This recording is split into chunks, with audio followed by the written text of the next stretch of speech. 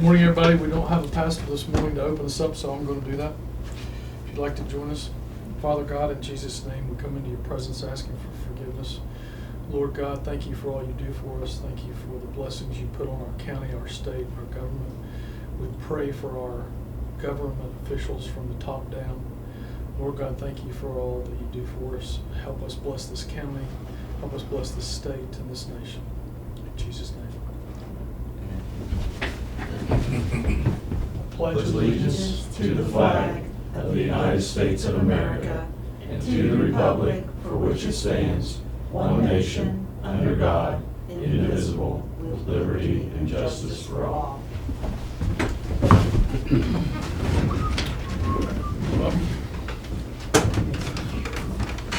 Recording in progress.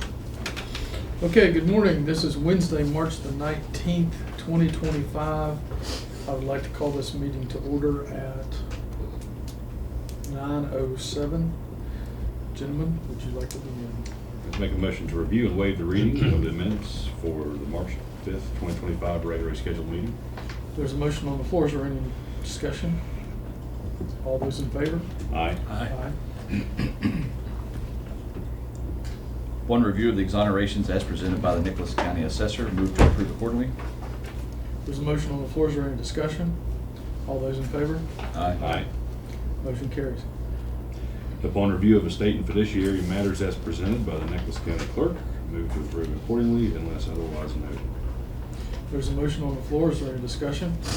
All those in favor? Aye. Motion carries. Upon submission of budget revisions received from the elected officials and department heads, the commission will take appropriate action as deemed necessary.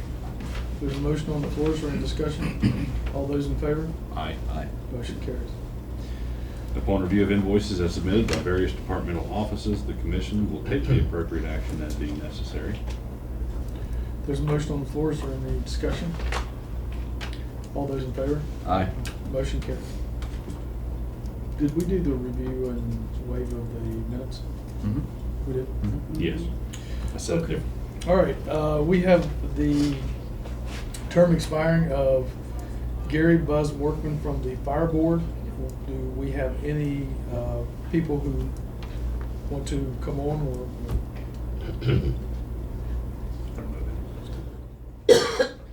Yes, Steve Burkholder.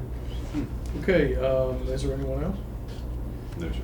Okay, there's a motion on the floor to accept Buzz Workman's expiration, and I think we already did, Mm-hmm. and appoint Steve Burkholder in his position. Is there a motion on the floor? So moved. Motion on the floor. Is there any discussion? All those in favor? Aye. Motion carries. Is there anyone to replace Angela Evans? Not at the moment. I don't have any. Still.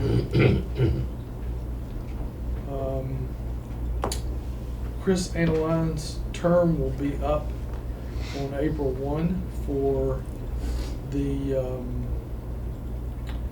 Public Service District. Just received a text from him that he would like to stay on for another 6 years. Is there any discussion on that, or? I'll make that motion. There's a motion on the floor to extend Chris Anneline's time on the Wilderness PSD till 2031. Motion? Motion on the floor. Any discussion? All those in favor? Aye. Motion carries. Okay, is there any public comment?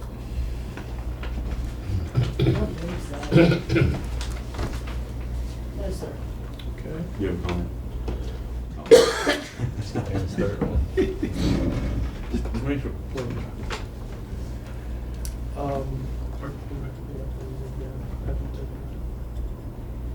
Oh, yes. Okay, our 9-10 appointment is at the request of the commission, appointment of a wage and review board representative for non-civil service and civil service employees. Is there anyone or a motion to appoint anyone for these positions? I'd like to make a motion that we appoint Amanda Brown as the non-civil service representative and Deputy Greg Oxier as the civil service representative for the Wage and Review Board. There is a motion on the floor. Is there any discussion? All those in favor? Aye. Aye. Motion carries. That one's done. And we'll take a break. Okay, we're back, and we have Cassandra Lawson, we call her Cassie, our Senior Project Specialist for Region 4, Planning and Development Council, to discuss the Birch River PSD Generator Project for a reimbursement on resolution number 5 and number 3, is that correct? I think it's 5 and 3, you are right. And also, she's going to talk to us about the Hinkle Mountain Broadband Expansion Recommendation of Award. So you may begin, ma'am. All right, thank you very much. In regard to the Birch River Public Service District Generator Project, we have reimbursement request number 5 to FEMA. It's in the amount of $52,294.97. It includes the final pay estimate for the generator work. All of the work is complete. The generators have been tested under load.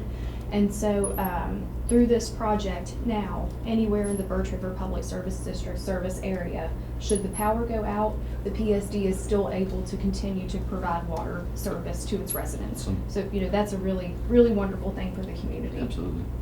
So all of the construction work is done. I think all of the engineering work is complete. We do have also Region 4 invoicing for October, November, and December. Our invoicing is in the amount of $1,898.32. We will still have a little bit of work in processing this and then working through the closeout of the project, at which time we'll then quit billing to the project and we'll get it completely closed out. So we'll probably have one more reimbursement request for our final billing, and then this project will be complete. FEMA pays 75% directly to the commission. The Infrastructure Jobs and Development Council pays the other 25%. That goes to the PSD. FEMA is slated for $41,471.23. The 25% portion is $13,823.74. Again, totaling $55,294.97.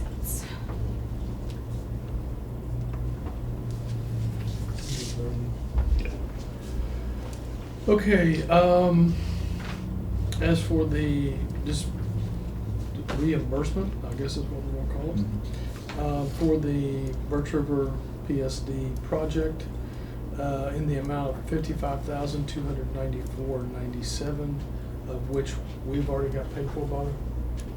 No. So we'll get paid, then we'll pass it on to the Reimbursement. Yeah. So do I hear a motion on the floor to accept this payment? So moved. There's a motion on the floor. Is there any discussion? All those in favor? Aye. Motion carries. And then, if you are ready, I'll address the broadband. Yes. I think it was last Tuesday. Let me double check that. March the 11th, the bids were opened for the Hinkle Mountain Broadband Expansion Project. There was only one responsive bidder. That was Quanta Telecommunications Solutions. Their bid was in the amount of Did we do, I'm sorry to interrupt you, but Yeah, did yeah. we do resolution number 3? So it's all It's all one. the same, and the reason it's different is we do a resolution format for the Infrastructure Council. FEMA is just reimbursement 1, 2, 3, and we had a couple of reimbursements that they did before the Infrastructure Council funds came into play. And that's kind of why their individual requests don't exactly line up. So do we need to approve resolution number 3? So we present the resolution to the PSD, and then we present like this request number 5 to the commission. So I Okay. think just approving request number Which we 5. will. Okay. Which Just we kind of will throw them do. both on there Right. Okay. for clarity. Okay, go ahead. Quanta's bid was in the amount of $395,729.87, which was very close to the engineering estimate. The engineers had estimated the project at about $374,000. All in all, still yet budgeted in construction is over $600,000. So the bid is very, very well within the budget. And so what Thompson and Litton has recommended is that the commission accept the bid of Quantum Telecommunications, and there's nothing to sign, but just a formal acceptance of that to allow them to move forward with actually getting the contract awarded, which will be scheduled at a later date, and the commission will be involved. You're good with the numbers? Yes, very. Yep. Gary, you, this year better than considered, you okay? Yeah, we were up there the other day, did a bid opening. Yep. You too? Yes. Okay, well, we have a bid in the amount of $395,729.87 for the construction, is that what Mhm. this is? Yep. For the construction of the Hinkle Mountain Broadband Project to begin. Is there a motion to accept this number? Go ahead. There's two motions on the floor. Do everyone. Yep. Okay. Is there any discussion? All those in favor? Aye. Aye. Motion is carried. Clerk's Okay. discretion. Anything else? Gary can just give it to him. And that's all we have for you. Unless you have any questions for us, we're happy to try to answer them. When will it begin? I'm not super confident in giving you like an exact date, but I feel confident that it will be under construction this summer. And it's not slated to be like a really lengthy construction, so almost the entirety of the project is fiber that's gonna be hung on existing poles. There is a small section that's gonna be buried within the national forest, but I think in previous conversations, Thompson and Linton has estimated like no more than 3 months, unless they would run into any kind of unforeseen issues. So is the contract with you guys or with us? Um, When we accept this bid, the contract, whose name will it be in? It will actually be with the commission as the recipient of the funds, but you have an operation and maintenance agreement with CityNet to actually run the system for you. And then I think there are provisions within that agreement that give you the ability, maybe like in 5 years, 3 years from now, if you would like to pass that asset off to CityNet, you have that option because you may not want to be in the broadband business forever. So it gives you, it allows the commission to serve as the mechanism to make it happen, and that if you don't want to hold that responsibility long-term, it gives you the option to kind of back away from it at some point. Okay, thank you for everything. Absolutely. And here's your paper. We get a Thank copy you for the very records. There's a copy of the resolution too. Oh. There you go. Thank you. You are welcome. Okay, we'll take a break until 10 o'clock. Okay, we're back, and we are here with Amanda Smar, Project Assistant Coordinator for Region 4 Planning and Development. Also Melissa O'Brien, welcome. And the floor is yours. All right, well, so we'll give you an update on the USDA Reconnect project. Currently, we're still waiting on the grant agreement documents from USDA. We do expect those to be forthcoming relatively soon. So within those documents, it's been our understanding that they're going to include language to have the procured ISP, so CityNet, as a co-awardee. And that's just to help streamline the process throughout. So once we receive those documents, we'll then be able to move forward at that point with the next step of the particular project. In a meeting, we have 3 other Reconnect grants, and on one of those meetings last week, our USDA rep said you should have gotten those last week, so hopefully they'll come this week. But I think in this agenda item, we had talked about potentially writing a letter to the USDA just as a status update. Hopefully, we can put some language in there just to talk about the importance of the project and the importance of getting it moving very quickly for the residents of Nicholas County. And you should have a draft of that letter in front of you. Feel free to change that however you see fit. But that's just to kind of ask a status to say, hey, when can these documents be accepted? Where we stand, absolutely. So, and with this reconnect, will we, once everything comes in, the acceptance, we take it to bid, like we did Richwood? Yes. The construction part of it? With the construction portion, yes. Okay. Status inquiry letter, you just gave us that. Selection of legal counsel. Is that something you have a? So, we've procured for the legal consultant. You should have gotten the proposals and reviewed them. You'll just need to select which one you feel is gonna best fit the project. And then once you do that, we can let the other firms know, and let everyone know, and we'll get them on board. That way, if there are any easements, anything like that that need to be taken care of, you'll have legal on board to take care of those things. And this legal represents us through this Yes. project, so it would be our legal counsel. Yes, within the Reconnect project specifically. So of those, to my understanding, we have Spillman, Thomas, and Battle, Steptoe and Johnson. And will that include Bischoff Law Firm? Did they submit a proposal? No. Okay. Recently. They submitted one, but did we have a timeline on? Yes. Yes, so there was a timeline identified within the procurement. If for some reason you were to determine that the two proposals that you received within that timeline did not meet the qualifications of the commission, we could rerun the advertisement, and then anyone else who wanted to apply at that point could submit a proposal. Yeah, I have an email here from Amanda on April 24th, 2024. These proposals were due to the commission no later than May 24th, 2024 at 4 p.m. I'm assuming two of these were received during that time.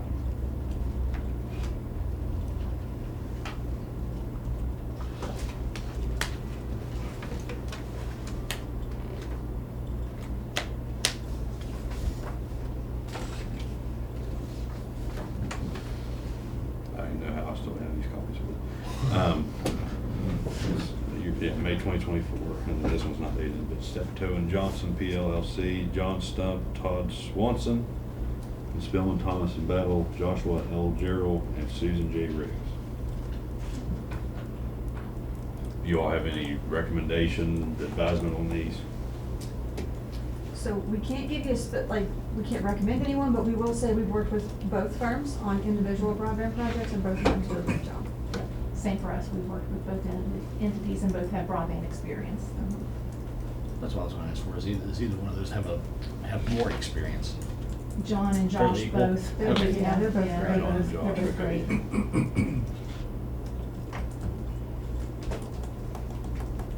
And you may remember, at the discussion that we had related to Camden and Craigville, John Stump was the attorney on that particular call. That was- He represented us on another matter too. Okay.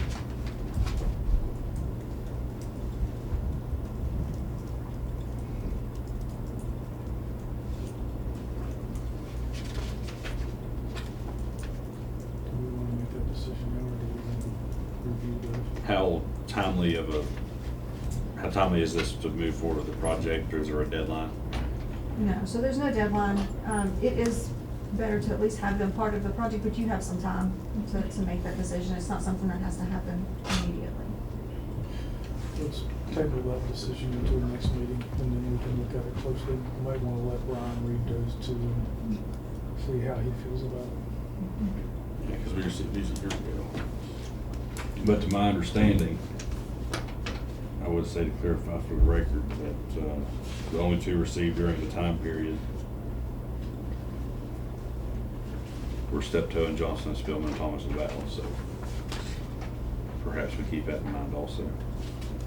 And a lot of times in those proposals, they'll give you references, if you're really unsure of who you want to work with. It's always super beneficial to call their references and see how, the folks that they have worked with previously have felt about their performance. Right.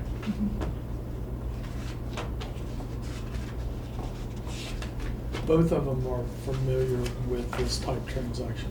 Yes. And we work with both firms on other matters all the time. Both Susan and John. Something with them too. Amanda, if you wouldn't mind to send that to all three of us, and we'll get that to legal counsel also, because we just have a hard copy from Patty, if that's okay. Sure.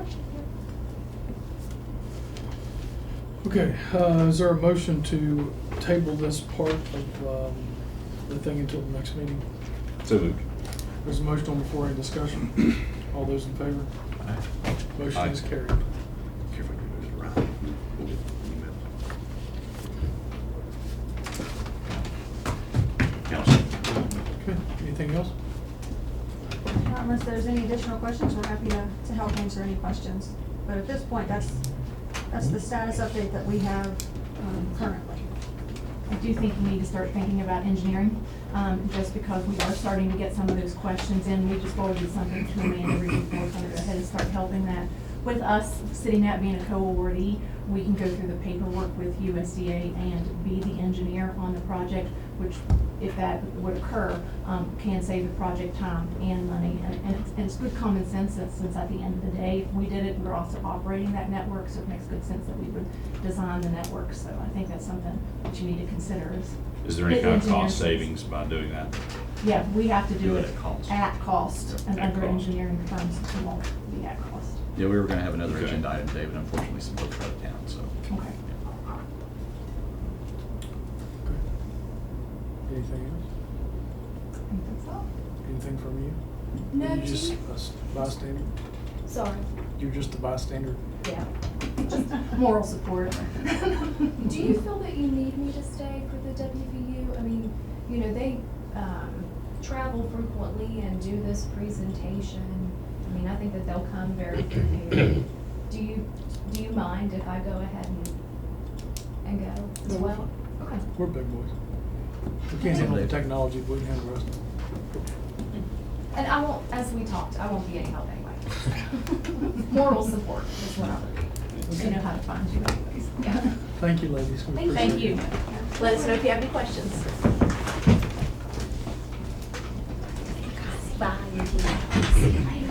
Okay, we'll take a break. You want? Okay, welcome back. It is time for our 10 a.m. appointment, which is Jenna Belcher, Executive Director of NRG RDA, and everyone wants to know what that stands for, so it's New River Gorge Regional Development Authority. Yes. Can you pick a shorter name? It used to be 4C, but I had no dog in that fight. That was somebody About else. legislation. Yeah.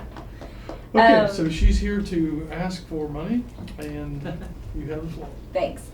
So, the proposal that I am requesting support funding for today is a $30,000 proposal from Thrasher Engineering to support a Nicholas County site identification study. As you guys know, NRGRDA's main goal is job creation, and the best way for us to do that is to have ready sites. We have done these types of assessments before throughout our region, and they have proven to be successful in working with the property owner to determine their ability and their desire to market their properties to companies that want to locate. As we know, in Nicholas County, there are a lot of large tracts of land that have some willing landowners, some that are interested in learning more. And so our goal with this study is to look, to have Thrasher look at Nicholas County as a whole and determine parcels of property that are 30 acres or more and determine what they are conducive for in terms of job recruitment. So I want to be clear, this is not a desire to look at properties that have residences on them, that have existing functioning businesses on them, that are already productive locations. This is looking at raw tracts of property that would be conducive for recruitment. After this study is completed, we would then work directly with the landowners to determine their willingness to look at marketing their property, developing their property, bringing infrastructure to their property in an effort to recruit companies. Because right now, we are seeing a drastic increase in companies that are looking to locate in West Virginia, specifically the New River Gorge region, and we want Nicholas County to be competitive in this space. And so without kind of this database of available properties and willing landowners to work with us, we really don't have anything to market in Nicholas County right now. There are just a few pieces of property that we have on our site listing right now that landowners have listed. So this study is a $30,000 study. We will also come out of this study with a site prioritization, which based on the engineering will determine which sites are the highest priority for development. That's looking at developable acres, access to utility infrastructure, environmental constraints, highway access, surrounding land use, and definitely any abandoned mine lands, because we know that we have funding available in the state to develop former abandoned mine lands. So all of this is in an effort to take a neutral approach to looking at the overall landscape of Nicholas County, working directly with the landowners. I also want to be clear, it is never NRGRDA's desire for a county or NRGRDA to own the properties. We want to work right with the landowners that are willing to market their properties. So this is never a desire for us to purchase properties. We want that landowner to be to have a desire to sell their property. So all of that being said, NRGRDA does have technical assistance available to help support this assessment, this feasibility and site identification assessment. We are willing to contribute $15,000 to it if the Nicholas County Commission could match $15,000 as well. So that contract would be with NRGRDA. This would be a contribution from the Nicholas County Commission to NRGRDA to support the cost of this study for Nicholas County. Happy to answer any questions. And I have a draft proposal from Thrasher that was 35, so you were even able to renegotiate Correct. that down for more cost effective. And they did not remove any of the deliverables and the scope of Yeah. services. They were willing to take $5,000 off the price. That's great. That's great.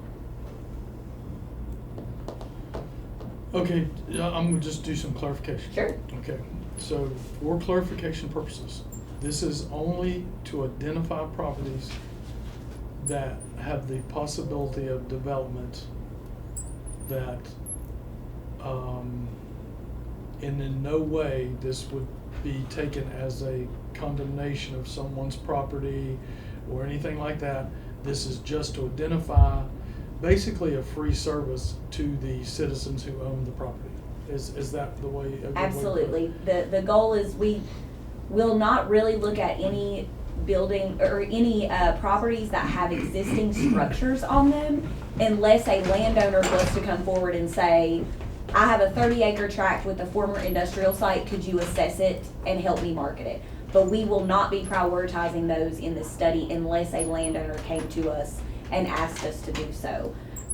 We will be prioritizing raw acreage of 30 acres or more, and this is an desktop assessment, so no promises are being made. The next step is after Thrasher identifies it, we would then want to go directly to the landowner and say, are you even interested in potentially marketing this site?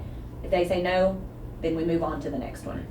But those type negotiations and things will be done by you. at Correct. NRGRDA. Absolutely. Will not, No. within no way be anything to us other than we will be notified of. what Absolutely. you're We looking will at. keep you, I will provide a status update and a project update along the way, but we will reach out to the landowners directly and communicate with them, not through the commission. Is there anything you guys want to do? I just want to talk about it being a partnership. I mean, we are basically making an investment back into our county for the potential the landowners who might potentially have something that could be developed. You know, we're always seeking jobs. I think a job is, one of the things I want to do as a commissioner when I came on board was bring one at least medium-sized company into the county with livable wages. And that's the only way we're going to be able to do this is to identify these sites and then see if the landowners are willing to sell or partner up and make that happen.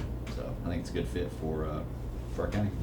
And I think one other thing I just want to add, and this is what I was talking to Region 4 about, we work with them in other counties that we serve. This is also, when you look at job creation as the driver for a lot of this, you have access to different infrastructure funds you wouldn't otherwise have. So if we find a piece of property with a willing landowner and there is a need for a plant upgrade at Wilderness PSD, we would be able to access those funds based on potential job creation that you wouldn't otherwise access. And that does benefit the greater area. And so I also want to note that this does open up an opportunity for infrastructure support when focusing on job creation.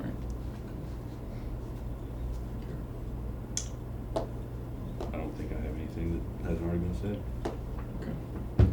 Okay. Is there a motion on the floor to fund this request from NRG-RDA? So moved. We have a motion on the floor. Any discussion? The only discussion I'd like to do is that we fund it from COLA reallocation. Yeah. From COLA reallocation. So the motion, amendment to your motion would be to fund it from that. $15,000 from coal reallocation. Okay, there's a motion on the floor. Is there any discussion? All those in favor? Aye. Aye. Motion has carried. Thank you all. Thank you. Thank you. Pick up your check at the front desk. Great idea. Checks in the mail. Right. I'm going to stay for Jesse's presentation too. Okay, we can go ahead and keep going. Okay, actually, we'll have to give us a second. We're going to set up. Okay, yes. We're going to take a break to get some technology in place. Okay, we are back. We are here with Jamie Rydell, student Jamie clinician. Rydell And Jesse Richardson. and Jeff C. Richardson from WVU, is that correct? Yes. And they're here to talk to us about a clinic presentation on land use throughout West Virginia, Nicholas County, overall. Well, thank you all for inviting us. We're here to talk about a comprehensive plan and why Nicholas County may want to do that. It's definitely up to you all, but we want to just talk about the comp plan a little bit and answer any questions that you have. Okay. You can begin. All right, well, I'm going to let Jamie, who is one of our law students in the clinic, go through a short PowerPoint, and then and you can interrupt her with questions, or we can wait until she's done and we'll answer any questions you have. Okay, thank you. All right. Thank you guys for having me today. My name is Jamie Rydell. So what we're going to be discussing, as Jesse mentioned, are comprehensive plans. I know before I had started in the land use clinic, I really wasn't sure what a comprehensive plan was, what it really did for a community. And a lot of people throughout West Virginia seem to be under the same impression of me as, what is this thing? So a comprehensive plan is essentially a tool to be able to use that a community can come together with local government as well as all of the individuals within their communities and formulate kind of a blueprint for the next 10 years on how you would like your community to grow, what you would like to see, what priorities you have, if there are issues that you'd like to tackle, how, kind of get the ball rolling on determining how to initiate those projects.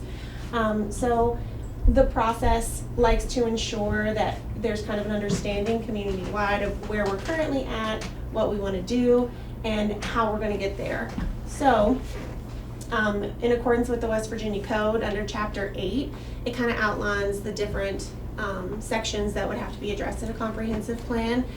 They're up on the screen under land use guidance, and so it talks around agricultural needs, the residential areas, industry and business, and for future growth opportunities.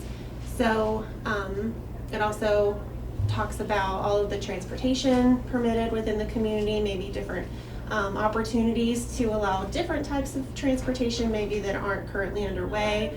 And then once it's been adopted by a community, it's something that would be done every 10 years. So it's not like a one and done situation, because you're continuing to move forward and you're continuing to grow and hopefully checking off some of those tasks on your to-do list on what you want to change and make better.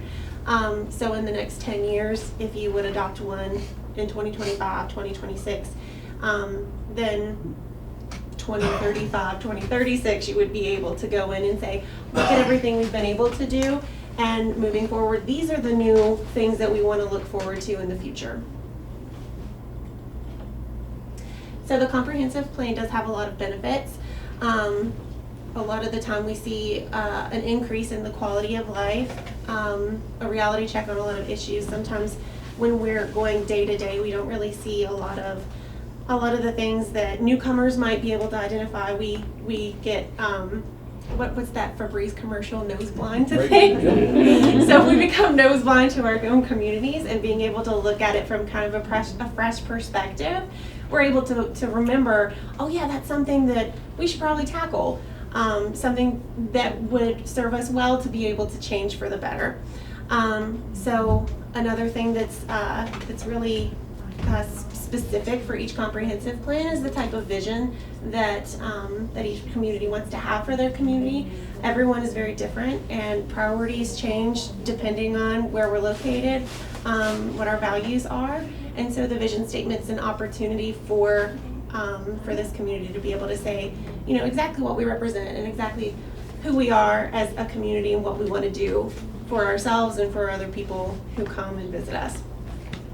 It also protects a stable future for community, protects private property rights, and it helps determine how we can start to evolve and have more economic opportunities. That's always a really big point that people like to focus on, is how to keep people in their respective areas. And a lot of the time that's employment opportunities. Economic advancement is the reason some people move away from their hometown or where they wanted to establish their roots. This does provide for some certainty in the community to know, you know, what exactly we're trying to get to happen. Since it's a blueprint, it's a nice foundation on where we're at and where we're going. It lets us know, you know, where we're at and what steps are already being underway, what steps have already been accomplished. And probably one of the biggest things that communities really like, sorry, I'm jumping the gun, are the opportunities for future funding. A lot of grant opportunities come along when there is an adopted comprehensive plan, both through private individuals and state entities. So that's always a really big point that we like to make sure that we emphasize to anyone considering a comprehensive plan. Increasingly, funders are requiring a comprehensive plan, and Jenna can attest to that. Yeah, so we use comprehensive plans as, I mean, these are the playbook for communities, not just economic development and industrial development.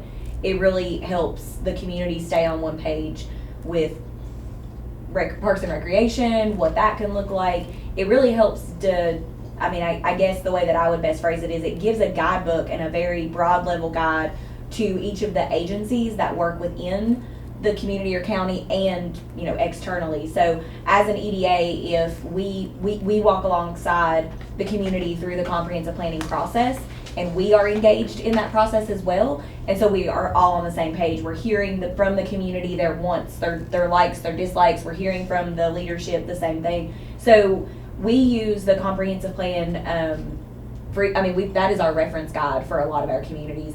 It does also, I will be the one to use the ugly 4-letter word today. It does also help when looking at zoning. So even if a county doesn't have zoning, it still identifies areas and their usability. So even if you don't have zoning, you're still going to come out of this comprehensive plan with a really good idea of what types of properties should go where. Should residential be on the north side of the county, or should industrial be focused over in Mount Nebo?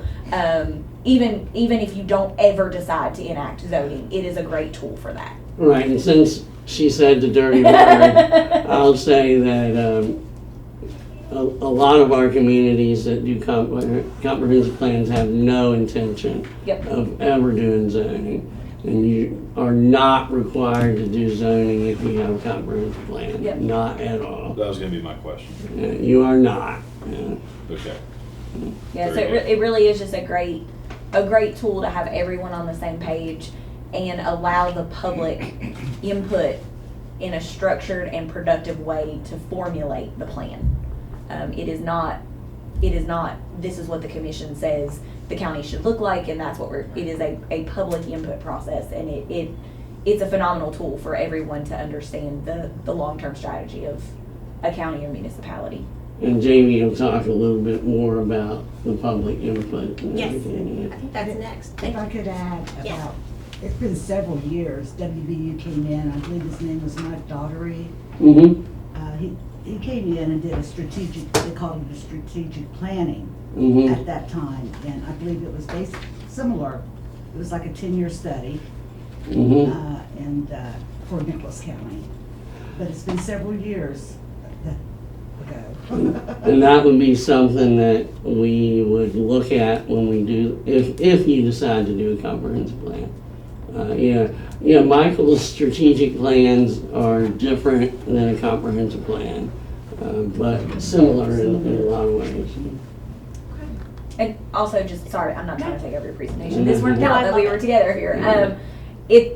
The Law Clinic is also just a phenomenal resource when these questions arise that we're seeing coming out. When confusion arises, they're a phenomenal resource to explain the history behind a lot of land planning, and we lean on the Law Clinic quite often to help the community better understand a lot of the code or law or things. So these are a good partner to have in your back pocket. So Thank you. yeah.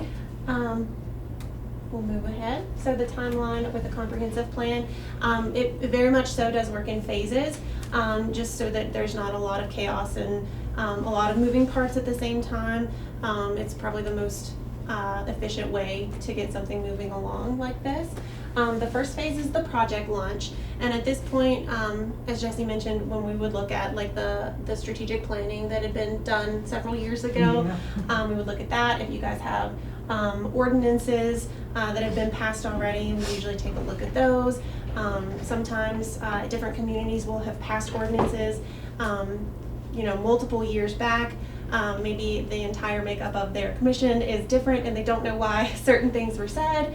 The code might have changed at that point, so different terminology that might have been required back then is no longer required, so it could be updated just for simplicity's sake, as well as just being uniform with what the code does require, and so they wouldn't be hindered by additional language that's not required of them, as well as planning out kind of to work with the different entities and groups that we like to refer to as key stakeholders in different communities that might have the ability to be very involved in the process, that might be able to kind of rile more people up and have more involvement than maybe we wouldn't otherwise see.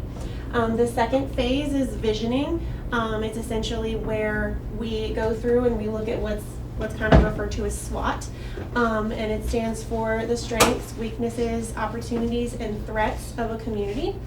A lot of communities are able to identify these things pretty quickly. Living here on the day-to-day, you're able to know exactly, what the most advantageous parts of your community are. And honestly, threats are usually really quick to be identified in these two. But it's nice for everyone to be able to see, the good, the bad, the ugly, and we're not always harping down on what we want to fix, because we also really like to look at and accentuate what the best parts of our community are.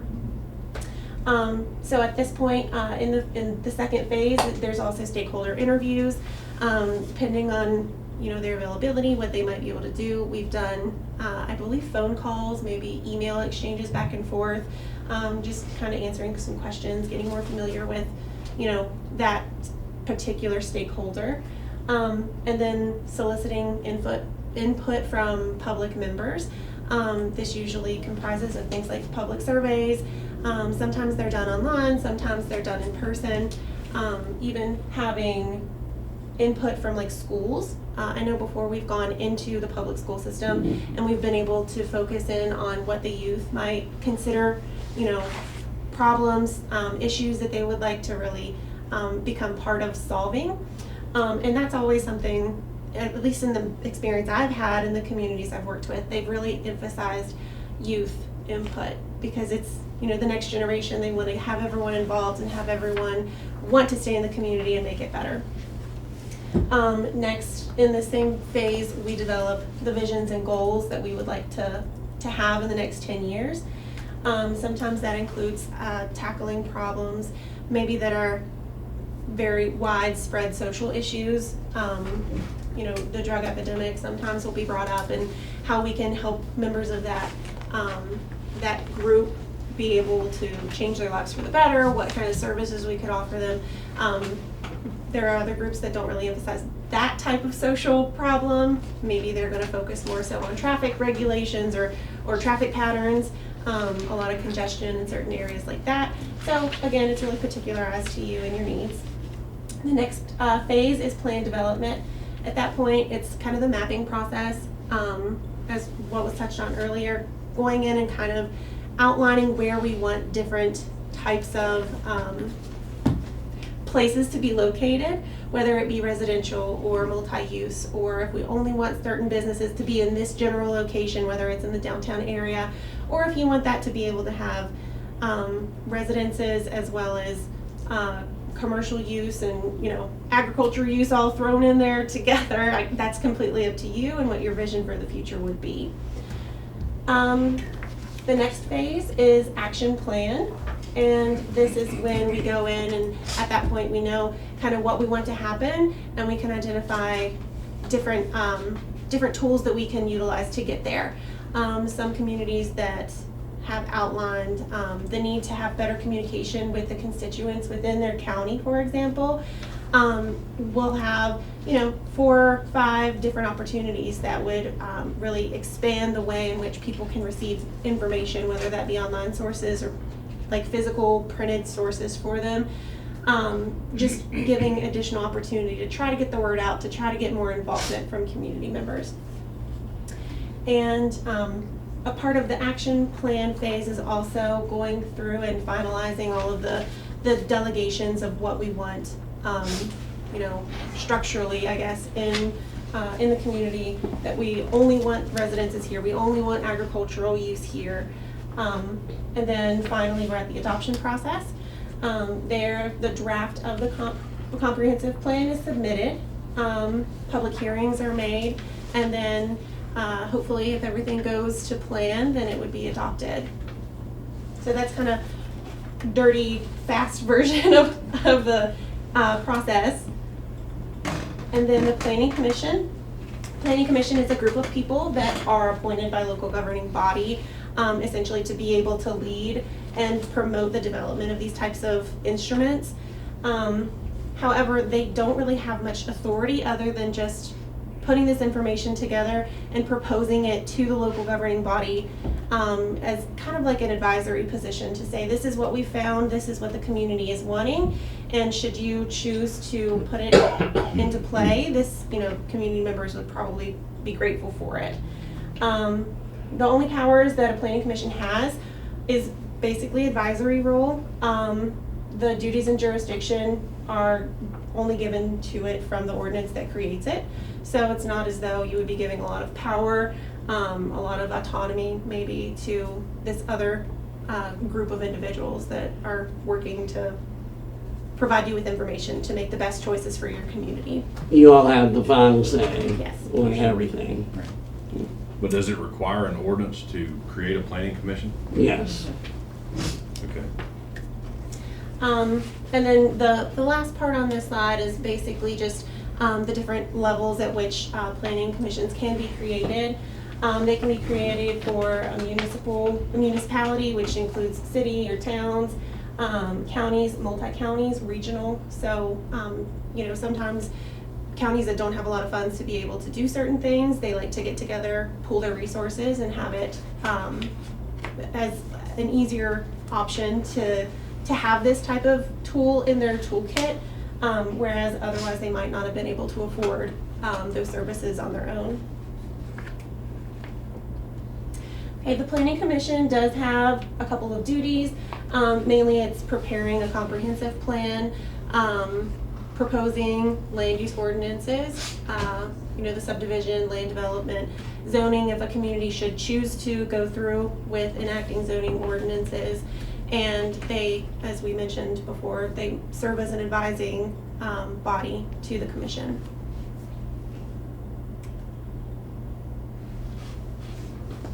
So creating the Planning Commission, the members of the Planning Commission have to be specified in the ordinance. There is a range that's permitted under the code that allows you to have, you know, a very few or multiple members involved in the commission. However, we would recommend staying somewhere around 5 in order to have like a meeting be able to be conducted. You have to have what's called a quorum. So you have to have the majority of individuals that are appointed to these positions. The more you have, the harder it is for everyone's schedules to align. So we always recommend staying right around 5 if that's possible. Of course, it's completely up to the community that's enacting a commission and the ordinances that create it. And because this is a community or a county, you would have to have between 5 and 15. So. Requirements for residents. Anybody on the planning commission would have to be residents of the jurisdiction in which they live. So anyone in Nicholas County who's appointed to the commission themselves, they do have to live in this jurisdiction. They can't commute from, Mon County or something like that. It's just to ensure that those that are working to make your community better are community members themselves. And then 3/5 of the commission members have to be residents of the municipality for 3 years. I believe a couple of years ago, it might have been a little longer than that, but it's recently changed. So you don't have to be a lifelong resident at this point, which is good. And then all members must have knowledge and experience in the area in which they're providing services to the commission for. It's just to ensure that you're getting the best possible candidates to serve your community well. Okay, diversity of members. So the commission, you would like to strive to have as diverse a committee maybe that of members as possible.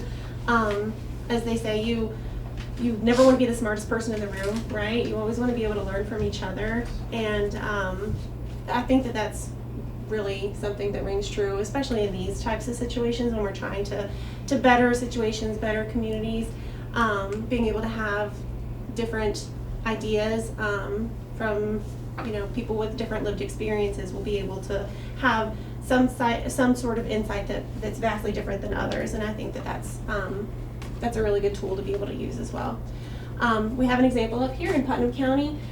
Care is taken to ensure members are representatives of all geographic areas in the county as well as various employment sectors as business, industry, and agriculture. This would also help to serve not only one type of industry maybe is being represented, considerations that might benefit one area of business that might really be detrimental to another, that it's not being prioritized if you have kind of a wide array of the type of minds thinking these things through. One member of the planning commission does have to be a member of the governing body, because this is we're focusing on the county. We put in there that municipalities do have an alternative option, which is just for like administrative staff of local government being permitted, but the county does have to have at least one member of the governing body. Okay, if a member is associated with an organization or business that regularly conducts business in front of the planning commission, that member must refrain from any vote, discussion, participation, or other activity regarding a member's organization or business. This just kind of goes for trying to make sure that there's no opinion of maybe one individual being weighted much more significantly than another member of the public because of the familiarity or the relationship that has already been developed. Okay, a planning commission ordinance. The local government entity, if there hasn't already been a planning commission enacted, an ordinance enacted, this is something that will have to be prepared. This is basically what gives authority to a planning commission to be able to meet and to have these discussions, to be able to advise that local government entity. The land use clinic can help by preparing an ordinance and materials. We've done this for several communities in the time that we've been practicing and assisting local communities throughout West Virginia. There have also been communities that already had one of these in place, and at that point we offer to review it, and we like to go through and kind of check to see what their ordinance specifies compared to what the current law is. As I kind of touched on earlier, sometimes the laws change and you don't have to have those those parameters in there that might make it a little bit more difficult for you in meeting, 4 times a month when that's not required under statute anymore. Okay. Planning Commission ordinance enactment. The ordinance creating the commission has to be read twice, so it does permit for public input. Members of the commission are appointed after the second reading, and the terms of office should be assigned to each person, preferably in writing. This is something that as years go on, sometimes it's difficult to remember exactly what was agreed upon, and then the individuals that are placed in these positions should be kind of staggered so that every 3 years or every 2 years we're not having to go through and have a completely new board of individuals that have to relearn all the ropes. Allowing it to be staggered it kind of helps efficiency's sake, and I guess just permitting for shared knowledge for all of the revolving door of people if you are consistently choosing new individuals to be a part of the commission.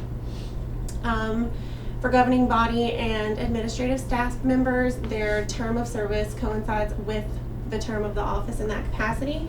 So with the local government entity or individual that we're required to have on the board, after their term of office is up, that doesn't mean they can continue to be serving in that position since they're no longer checking the box of being the local government representative, essentially. Nominations. The administrative authority, such as city manager, town manager, or county administrator, nominates members, and then the governing body confirms that nomination. If the community has no administrative authority, it should both nominate and confirm members for the planning commission. Is there any questions? Any questions? I would just to kind of reinforce some of what Jamie said. The comprehensive plan is not an ordinance, and it's not something that somebody can say, well, the future land use map says that my property is X, so that's all I can do. That's not true. And county commission makes all the decisions. All the planning commission does is recommend. And then I'll just say, and Jenna knows this from working, we're in Raleigh County now, working on their comp plan. And who are you working with? Lewis County? Lewis County, we're in Lewis County now. The clinic basically does the heavy lifting. We'll draft the ordinance for you, creating the planning commission. We do the public input procedures. When it comes time, if you decide to do it and you adopt the plan, we'll draft the advertisement.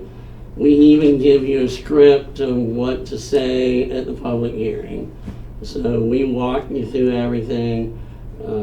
We basically write the plan, but we don't write the plan based on what we want. Right. We're listening to the community. The community tells us what they want, and we'll put pen to paper and do it in a way that meets the requirements of the code. And just adding, I was looking up, so Summersville and Richwood both have comprehensive plans. Mm-hmm. Richwood's comprehensive plan is due to be renewed in 2026. And we're working on their plan right now. So that actually comes in handy. I feel it comes in handy when the law clinic is also working on a municipality and the county sort of somewhat at the same time, because it allows some cohesion in the plan results. So it does look at the greater Nicholas County area, including the municipalities. So we have seen that in other counties as well, where they have done both the municipality and the county comprehensive plan. So it looks like Richwood is ready to renew. We're in the process. And Summersville's is through 2030. So. And we worked with Summersville about 10 years ago, but they've now adopted an update to that plan recently. The only thing I would add to this is the Planning Commission, I think, is a very useful commission for a county to have for a variety of reasons, not just from the comprehensive plan, but it brings in a diverse group of community members that are sort of a intermediary between the commission and the public, and it allows that board, that commission to serve, to collect the public input in other situations outside of the comprehensive plan and formulate some cohesive recommendations or opinions that can then be delivered to the commission. So I think after what we've seen over the last several months, there has been information flying all over the place to a ton of different avenues, and the Planning Commission is one that focuses specifically on land use and land planning, and a lot of that narrative can be filtered through the Planning Commission to then formulate opinions and advice that gets delivered to the commission. So that is another just advocacy moment for the Planning Commission, even outside of the comprehensive plan process. And one reason that a member of the county commission has to be a member of the planning commission is so that you all know what's going on. And if the planning commission catches a wild hare and decides they're gonna do something kind of crazy, the member of the county commission can say, whoa, wait a minute, that's not gonna fly, Yeah. let's stop right there.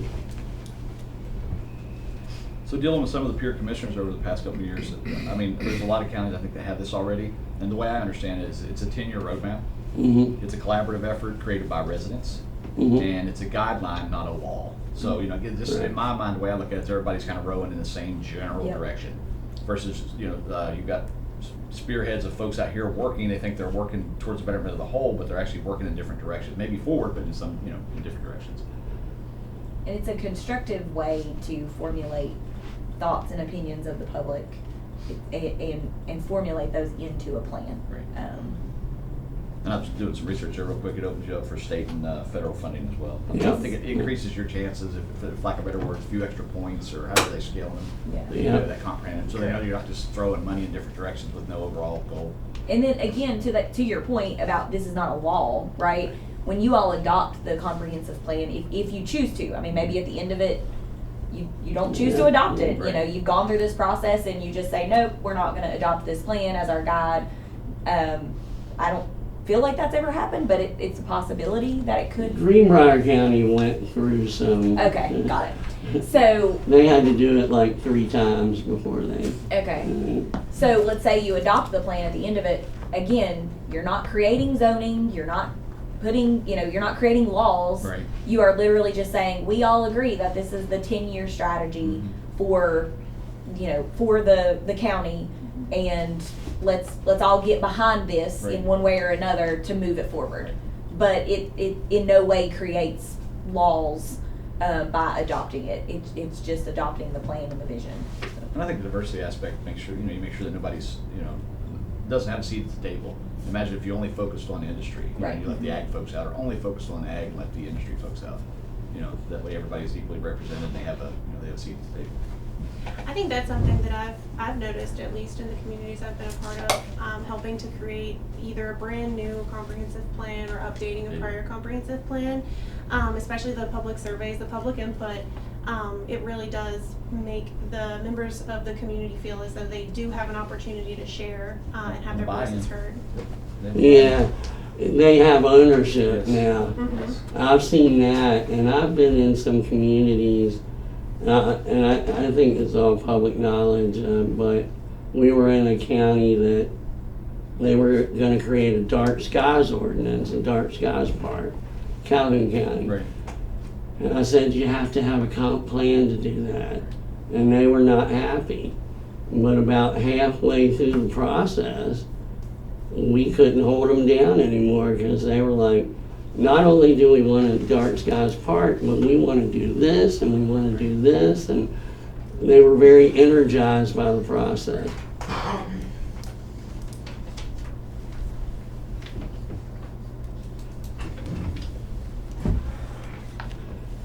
Anything else?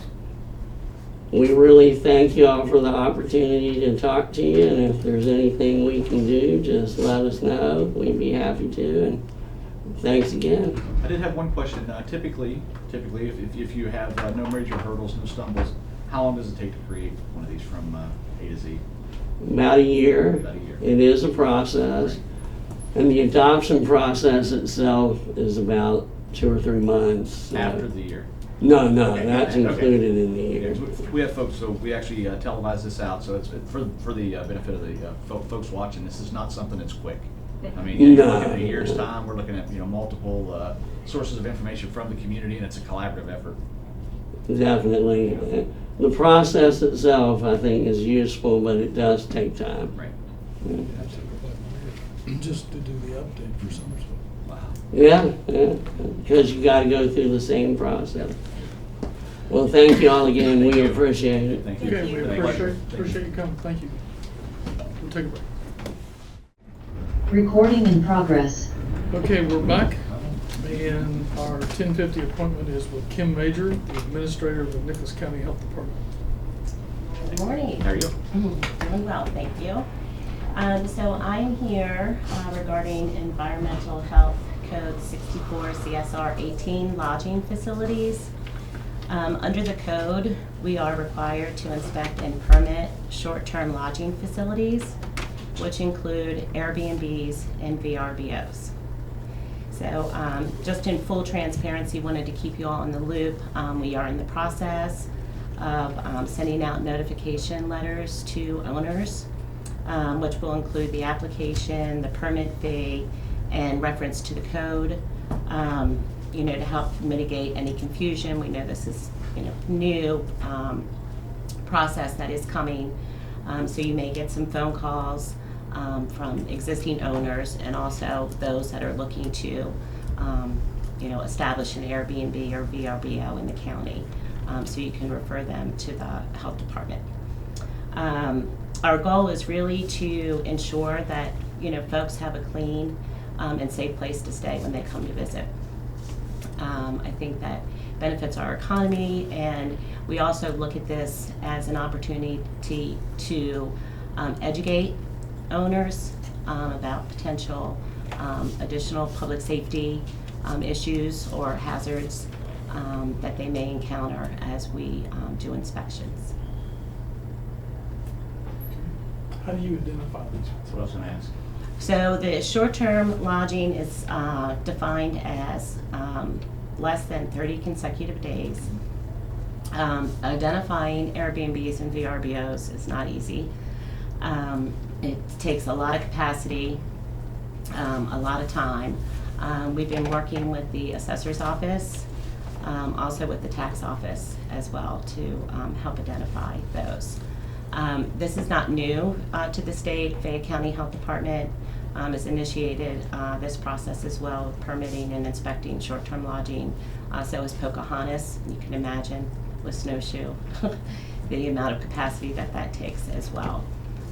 So just speaking with them, how they've been able to identify Airbnbs and VRBOs in their areas too. So that's really what we've been And you can probably who we've been go working right with. on either one of those sites and Key and Nicholas County there too, right? We can, but it's also difficult to get a address for an owner. Some folks don't live in the area, so that's challenging. So it's a process. It will take some time, but we're initiating those steps to begin to move forward with that, And as you we're have to do required this- to by code How often do you have to do this? annually. So for the benefit of the public, do you anticipate any significant delays if somebody wants to come in with a new one? Like if they have something on, they're getting something built or whatever the case is, and they need that certificate to open up. Any significant delays, months or anything like that due to the volume? I can't say for sure at this Understood. juncture, but we want to be flexible and work with owners. We know that summertime can be a busy season. I myself have 2 Airbnbs in Right. Fayette County. So, if it works to schedule something in the fall, we're more than willing and happy to do that. And I'm assuming there's going to be some sort of partnership with correcting existing issues versus shutting somebody down. You just set a roadmap out to get the things resolved. Absolutely. Okay, yep. Yep. Yep, partnership. Yep, Is this a requirement to open for a new facility? yes. Yes. Prior to Airbnb, opening. Right, prior to Yep. opening. So if it's in the summer busy season and they're waiting until fall? That's kind of what I was getting at. Yeah, well, we would, The delays. yeah, we would definitely need to schedule that as soon as possible so that they could open and be open for the busy season. So that, we would make that happen. Would prioritizing new builds that we're awaiting, would it be asking too much to prioritize that over existing folks? No, it would not. Okay. All right. Not at all. Awesome. Had to look up the RBO. I didn't know what that meant. Vacation rental. Yep. Do you have to give them a report card or something like you do restaurants and hang it Yeah, up? it would just be just like a hotel motel, lodging facility, yeah, same process. Is there a resource or something that if somebody's watching and they have one, that they could actually pull a guide sheet or a checklist down and start trying to make sure that they have everything Yeah, covered? we will post, I wanted to come here first. We presented this to our board at our last board meeting, and that was approved as well to Okay. move forward. All right. So they're aware. So we will make sure that we have that information on our website and Facebook page. And we have reference to code in the letters and the notification letters that we'll send out. And if anyone has any questions, regarding the code or needs assistance and explanation for that, they can call the health department, and we're more than willing to work with them. Awesome. And your fees and things you charge, that's up front. You tell them. The permit fees, it's $150 annually, and that is per our permit fee schedule that was approved by you all and our board last year. And then those fees just go to cover your cost to keep this thing going. Yes. Okay. Anything else? Thank you, ma'am. Thank you. Appreciate it. You all have a great day. Thanks for the permit. Okay, we are back, and our 11 o'clock appointment was an approval letter to the commission on a levy estimate. We don't have that ready yet, so I would like to table that until another meeting. Does anybody have a suggestion of scheduling another meeting? I would actually like to see that on March 25th at 10 a.m. We'll back it up with another existing meeting. Okay, there's a motion on the floor. Is there any discussion? All those in favor? Aye. Aye. Motion's carried. Okay, is Mandy here? No.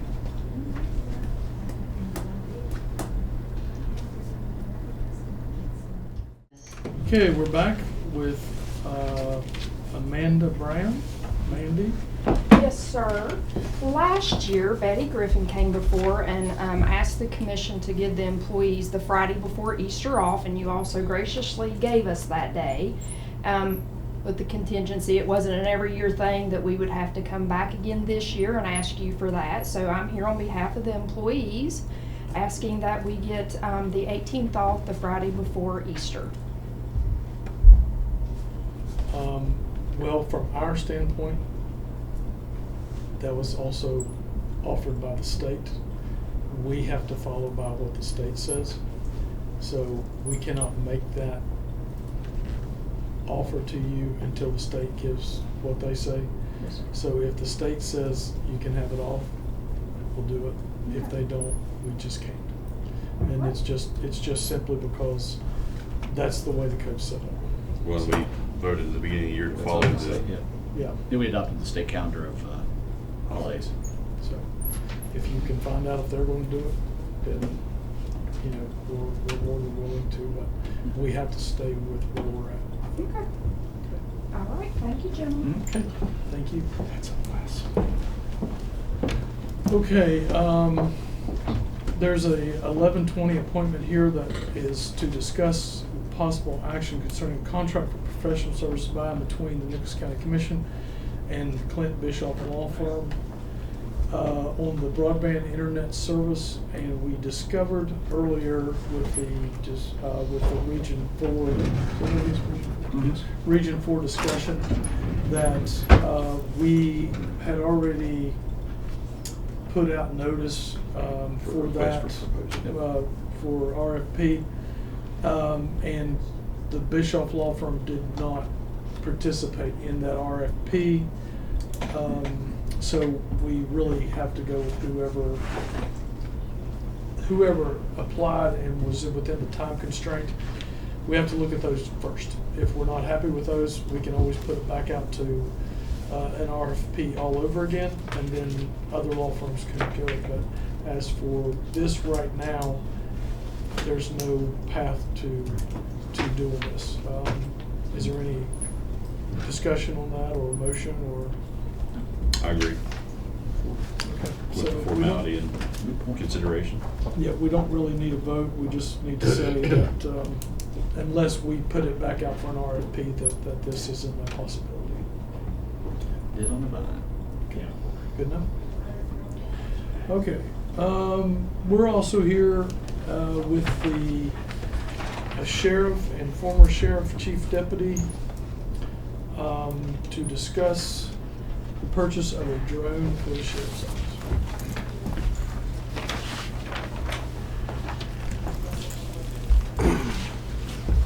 So one of my goals for next 4 years is to purchase a drone, and I mentioned that to you guys and wanted to get on the agenda today to talk a little bit more about it.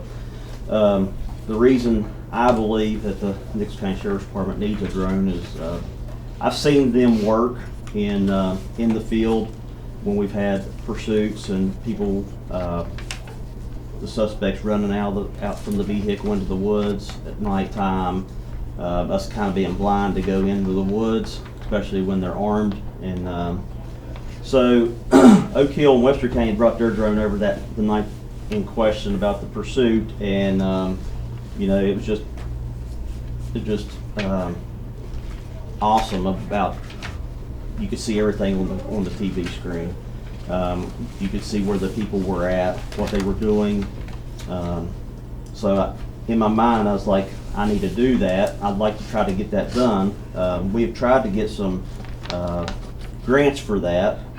I've actually been on the phone with Lindsay this morning about that too. I know John McGinnis tried to get a drone through the state, and they wouldn't let him do that. But there's just different reasons. I got that on the front of the page throughout here. Aaron Kelly come up with some ideas. She's our IT guy.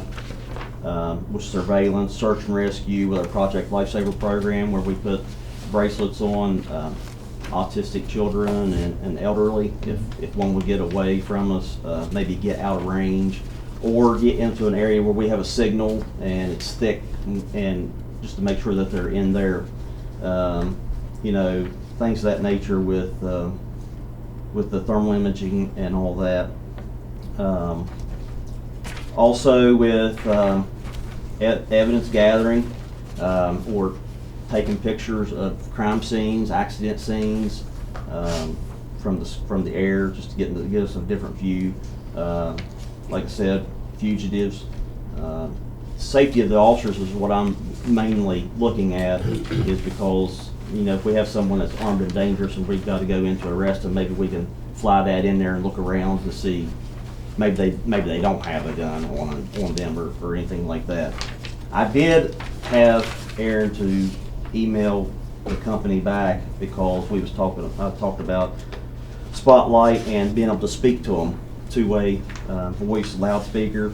That's going to raise the price from what I had, and it's $23,592. This is just one company.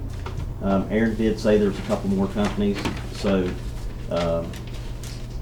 if you all would approve us to do this, I'd like to maybe try to check some prices on some other things, just to make sure that we're getting the right bang for our buck. And I didn't know with this amount, if y'all would approve it, if we would have to have more than one price anyways. So I was just checking with the clerk for technology, anything over 15,000, technology and equipment, anything over 15,000 would be put out to bid, but we could approve up to an amount. We approve up to an amount and then receive, and then put it out to bid. So that way we have a set amount. I just want to, in a previous meeting, the sheriff had talked about Sheriff Evans was actually trying to be conscious of the budget, and it's very much respected and very much appreciated, especially with the rising costs of everything. But when he brought that to our attention, one of the things that I had thought is we want to immediately do this. We want to invest into the deputy safety, and we had asked to move forward and actually kind of bypass the whole grant process altogether. I mean, I think that's we can't ask for anything that makes the life of an officer any more safer, especially like you say in low light conditions and things like that. So I think it's a very wise investment, and I mean I would like to make a motion that we approve up to $25,000, submit that out for bids, and invest, like I said, back into the safety of our deputies. Very much appreciate you trying to hit that on a grant. And we can also say that if you get a grant, you can still have Lindsay, we can just reimburse wherever we take it. Right. Right. So. And I wanted that out of opioid restricted. She'll know by the end of the day. She was going to recheck. She checked before, but she's got all this information, right. So she's going to check again. If we can do that, then we will surely do that. Okay. We have a motion on the floor. Is there any discussion? Is that acceptable? You believe? All those in favor? Aye. Motion is carried. They're trying to save some money. Thank you. And Appreciate some it. lives. Yes. I appreciate you guys. Thank you. Thank you, Commissioners. Okay, is there any commissioner comments? I did have one. Actually, I have a couple. Is that what we're down to right now? Actually, We missed something. I think Gary and Lindsay's coming in at 11:30. I'll run back there. No, but I think they were scheduled, and then Lindsay didn't think Gary was coming in, so she canceled them. And I think. Just on commissioner comments, one of the things that was stated earlier in the meeting is there's a lot of information flowing around in Nicholas County. I believe that it is the sole responsibility and the sole priority, and I say like number one priority for the county commission in any county to stimulate, seek out, work on, whatever you want to call it, economic development for that county. We want to do everything we can to make sure the tax rates are kept as low as we possibly can. And secondly, as a commissioner and as a community member, one of the largest things I hear is that our kids aren't staying because we don't have jobs, right? I have a 25-year-old who resides out of state. I have a 19-year-old who's going through college, and I have a 14-year-old. And I hope that at least one, if not all three of those, decide they want to reside in Nicholas County so I can have my family close to here. The only way we're going to be able to do that is if we work to develop the economics. We do I can't even say, I got myself all passionate here. Economic development in the county. We're going to have a roadmap. We're going to have cooperation. And the biggest thing we're going to have is understanding from the general public. If you want these things, this is how we accomplish them. So I've started to preach this: primary sources of information. Go to the source. Don't buy off on somebody's word on things. We sat in here today with WVU Law Clinic, and we're going to hopefully work on some sort of a roadmap, a 10-year roadmap. And I view that roadmap just like a map. If I'm going to map myself from here to California, that gives me the general direction. Doesn't mean I can't pull off and stop somewhere and maybe take a side lane. But in my mind, this is how you move the county forward. This is how we create jobs. This is how we provide opportunities for folks to support their families. And this is how we keep families here together. So I'm very passionate about that. Just please don't buy off on hearsay. Go to the don't even listen to us. Go to the horse's mouth themselves. Read state statutes. Read these laws. Read these rules. Read these bills. Read all the proposals yourself and make those decisions, those summaries on what you're going to support and not support based on firsthand information, not something that somebody that tells you. I mean, I might be leading you astray. So check my English as well. That's all I've got. Yeah, just to share a few of my thoughts on the comprehensive plan, and actually didn't plan on back and forth on this here, but it's important. Concerning this comprehensive plan, I thought, sounds like a great vision and opportunity for the county, but in considering that it requires a planning commission and ordinances and all of these things, I personally feel like that is not the direction of what I feel I'm comfortable with, but I won't stand in the way. But I just want to make myself very clear that I do have a number of concerns about this comprehensive plan, and I'm going to have to do quite a bit of research.